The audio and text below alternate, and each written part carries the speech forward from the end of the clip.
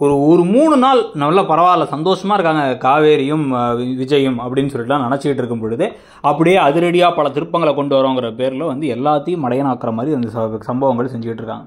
இப்போ என்ன ஆகிடுச்சு, ஏற்கனவே வந்து காவேரி கிட்டக்க லெட்டர் எழுதி வச்சுட்டு போனார் விஜய். அந்த லெட்டரை அவங்க கசைக்கு வந்து தூக்கி போட்டாங்க ராகினி.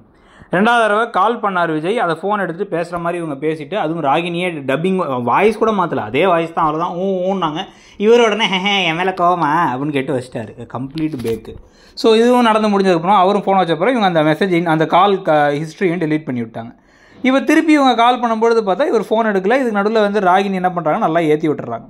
போயிட்டு இப்படி வந்து பார்த்தியா உனக்கு காலே பண்ணல, என்னதான் தாலி உன் கழுத்து இருந்தாலும் மனசு அவருக்கு வந்து அங்கே தானே இருக்குது அப்படின்லாம் வந்து வசனத்தெல்லாம் பேச உடனே இப்போ எப்பயும் போல காவேரி மூக்க சிந்திக்கிட்டே இருக்காங்க. ஏம்மா நீ எப்போம்மா மூக்க சிந்துறதை நிறுத்துவ, ப்ளீஸ்மா முடியலம்மா, அப்படி போர் அடிக்குதுமா அப்படிங்கிற மாதிரி நமக்கும் ஆகுது, கடுப்பாகவும் ஆகுது.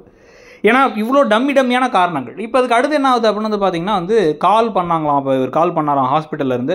ஆனால் அவங்களுக்கு ஃபோனே போகலையாம். ஏன் அப்படின்னா அவருக்கு திடீர்னு நைட்டு தங்க வேண்டிய சூழ்நிலை ஆகிடுது. அவங்களுக்கு ஃபிட்ஸ் வந்த மாதிரி ஆகிடுச்சு வெண்ணிலாவுக்கு. ஸோ இவர் அங்கே கூட தங்கிடுறாரு.